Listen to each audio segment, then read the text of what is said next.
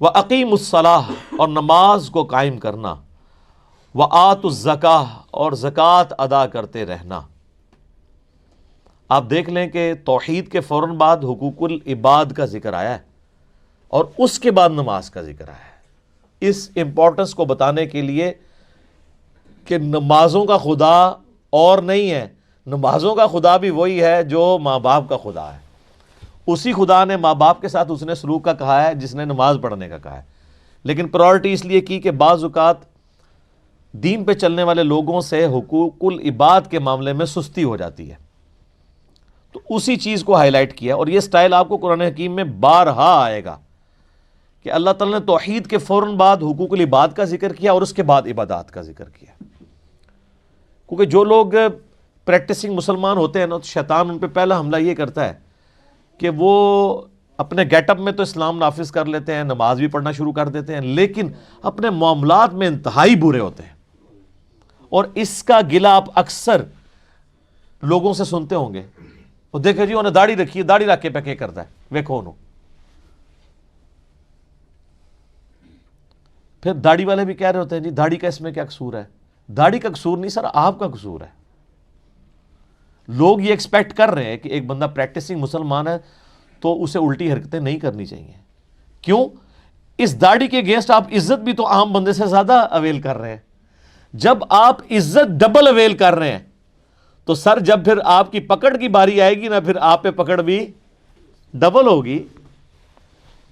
یہ تو نہیں ہے پریویلیجز ہی لینی ہے آپ نے، انہی کو کیش کروانا ہے۔ اس لیے دیکھیں کہ امہات المومنین کے بارے میں سورۃ الاحزاب میں آیا کہ نبی کی بیوی ہو، تم عام عورتوں کی طرح نہیں ہو، اگر تم نے کوئی بے حیائی کا کام کیا تمہیں دوگنا عذاب ہوگا، اور اگر تم اللہ اس کے رسول کی تابع فرمان رہی تو تمہارے لیے اجر بھی ڈبل ہے۔ تو یہ اللہ تعالیٰ نے دیکھیں موٹی موٹی کون سی باتیں گنوائی۔ نمبر 1 توحید، نمبر 2 والدین کے ساتھ اس نے سلوک، نمبر 3 قریبی رشتہ داروں کے ساتھ، نمبر 4 یتیموں کے ساتھ، نمبر 5 مساکین کے ساتھ، نمبر 6 لوگوں کے ساتھ حسن اخلاق سے پیش آنا ہے، ان کو اچھی بات کا حکم دینا ہے، اور نمبر 7 نماز قائم کرنی ہے، نمبر 8 زکوٰۃ دینی ہے۔ یہاں پہ اتنی ڈیٹیل نہیں آئی ہے، چند موٹی موٹی باتیں آئیں، آگے چل کے یہ مزید آنا شروع ہو جائیں گی، جب آتی جائیں گی میں انشاءاللہ آپ کو بتاتا جاؤں گا۔ ویسے الگ سے 10 کمانڈمنٹس کے اوپر میرا مسئلہ نمبر 77 ریکارڈ ہے، آپ یوٹیوب پہ جا کے لکھیں تو وہ آپ کے سامنے لیکچر کھل جائے گا۔ تو اللہ تعالیٰ فرماتا ہے یہ ساری چیزیں ہم نے حکم دی تھی بنی اسرائیل کو، ثم تولیتم، لیکن تم ایسے ناہنجار نکلے کہ تم نے روگردانی کر دی۔ اس کے بعد اللہ نے عہد بھی لیا اپنے پیغمبروں کے ذریعے کہ ان چیزوں کا خیال رکھنا ہے، لیکن تم نے منہ پھیر لیا۔ الا قلیلا منکم، سوائے قلیل لوگوں کے کہ وہ تو اپنے اس عہد پر قائم رہے، اکثریت جو ہے وہ گمراہی کے راستے پہ چلی۔ اور سر اس امت کا بھی یہی حال ہے، یہاں پہ کتنے لوگ ہیں جو کمٹمنٹ کے ساتھ چلے ہیں۔ صحابہ کرام علیہم رضوان اور اہل بیت علیہم السلام کے بعد آہستہ آہستہ آپ دیکھیں کس طرح گراف مسلمانوں کا نیچے آیا ہے۔ وَأَنْتُمْ مُعْرِضُونَ، اور تم ہے ہی روگردانی کرنے والے۔ بنی اسرائیل کو اللہ تعالیٰ فرما رہا ہے کہ تمہاری روگردانی کی جو روش ہے یہ کوئی یعنی ایک آدھ واقعہ نہیں ہے، ہر معاملے میں تم نے روگردانی کی ہے۔ اور اب وہ چند چیزیں اللہ تعالیٰ پھر دوبارہ سے گنوا رہا ہے جو پہلے ڈسکس ہو چکی ہیں، جس کو کہتے ہیں نا بریف ہسٹری، 1-2 آیات کے اندر پوری کی پوری کور کر رہا ہے۔ وَإِذْ أَخَذْنَا مِيثَاقَكُمْ لا تسفکون دماءکم، اور یاد کرو جب ہم نے تم سے یہ عہد بھی لیا تھا کہ تم نے اپنے لوگوں کا خون نہیں بہانا، کسی کو ناحق قتل نہیں کرنا، ولا تخرجون انفسکم، اور نہ گھروں سے ایک دوسرے کو نکالنا ہے، من دیارکم، اپنے گھروں سے، ثم اقررتم، اس کے بعد تم نے اقرار کیا، وانتم تشہدون، جبکہ تم اس پر گواہ بھی تھے کہ اللہ نے یہ عہد لیا کہ یہ اصل میں 12 قبیلے تھے نا، تو جب فلسطین فتح ہوا تو انہوں نے چھوٹی چھوٹی 12 ریاستیں بنا لی، ہر قبیلے نے ایک ریاست بنائی، لیکن پھر آپس میں وہ لڑتے تھے، آپس میں جب لڑتے تھے ایک دوسرے کو قتل کرتے تھے، تو ان میں سے کچھ وہی مسلمان بنی اسرائیل میں سے اپنی جان بچا کے غیر مسلموں کے پاس پناہ لیتے تھے، رومنز کے پاس، وہاں پناہ لیتے تھے، وہ ان کو اپنا غلام بنا لیتے تھے۔ تو یہ اس طرح چین تھی۔ تو اللہ فرماتا ہے ہم نے تو تمہیں منع کیا تھا کہ یہ حرکتیں نہیں کرنی، قتل نہیں کرنا، کسی کو اس کے گھر سے نکلنے پر مجبور نہیں کرنا. ثم انتم، پھر تم وہی ہو نا تم، ہؤلاء تقتلون انفسکم، کہ تم قتل کرتے ہو اپنوں کو، یعنی اپنے دوسرے بھائیوں کو، بنی اسرائیل کے جو 12 قبائل آپس میں لڑتے تھے. وَتُخْرِجُونَ فَرِيقًا مِّنكُم مِّن دِيَارِهِمْ، اور ایک فریق دوسرے کو اس کے گھر سے نکلنے پر مجبور کر دیتا ہے. تَظَاهَرُونَ عَلَيْهِمْ بِالْإِثْمِ وَالْعُدْوَانِ، اور تم مدد کرتے ہو ان کے خلاف دشمنوں کی گناہ اور ظلم کے اوپر. ظاہر ہے پھر جب اندر میں پھوٹ پڑے گی تو باہر سے بھی آپ کو پتہ ہے جن لوگوں کے انٹرسٹ ہوں گے تو پھر کافروں کے ساتھ مل کے اپنے مسلمان بھائیوں کے ساتھ یہ تم سلوک کرتے تھے. ظاہر بنی اسرائیل تو اس وقت مسلمان ہی تھے نا، سابقہ امت مسلمہ ہے. وَإِن يَأْتُوكُمْ أُسَارَىٰ، اور جب وہ قیدی بن کر تمہارے پاس آتے ہیں. اچھا، جب قیدی بن کے آتے ہیں تو پھر ان کا خون جوش مارتا ہے کہ یار یہ تو ہمارے ہی ہیں، ٹھیک ہے. تو پھر وہ کہتے ہیں وہ اللہ نے بڑی ترغیب دلائی ہے کہ قیدیوں کو آزاد کیا جائے اللہ کی راہ میں. پھر وہ فدیہ دے کے ان کو آزاد کرتے تھے، کہتے تھے تو ثواب کا کام ہے، حالانکہ وہ بیچارے غلام تمہاری وجہ سے بنے ہوئے تھے، ان کی غلطیوں کی وجہ سے وہ نکلے، ملک سے نکلنے پر مجبور ہوئے اور کافروں کے ہتھے چڑھے.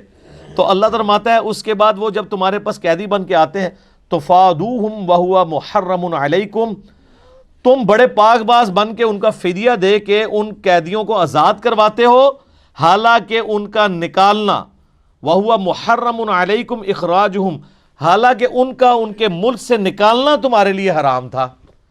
اصل حرام تو تم نے کیا نا، کہ ان کو اپنے ملک سے نکلنے پر مجبور کیا، اس کی وجہ سے وہ کافروں کے غلام بنے. اور جب غلام بن کے وہ بازار میں بک رہے ہوتے ہیں اور تمہارا خون جاگتا ہے کہ یہ تو ہمارے اسرائیلی بھائی ہیں، تم پیسے دے کے ان کو چھڑواتے ہو اور کہتے ہو یہ ثواب کا کام ہے. تو یہ اللہ تعالیٰ پھکی دے رہا ہے، یہ پھکی ہے، اینٹی وینم ہے کہ یہ تو بڑا ثواب کا کام کر رہے ہو. بتاؤ یہاں تک پہنچے کس کی وجہ سے ہے؟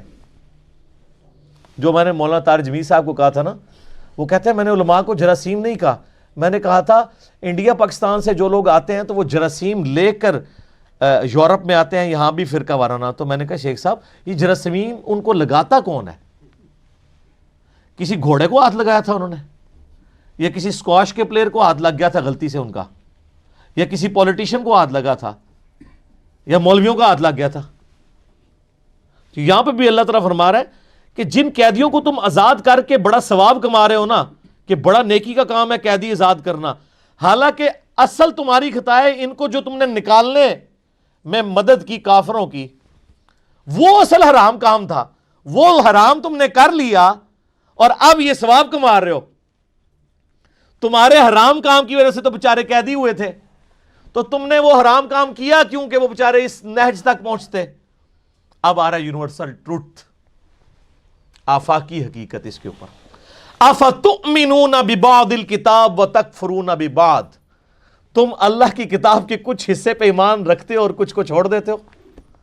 یعنی اس پہ تو ایمان رکھا تم نے کہ قیدیوں کو آزاد کرنا ثواب کا کام ہے، لیکن جو ان کو قتل کر کے یا ان کو مجبور کیا اپنے ملک سے نکلنے پر، وہ بھی تو اللہ نے کتاب میں ہی نازل کیا تھا، اس پہ تو تم ایمان نہیں لے کر آئے.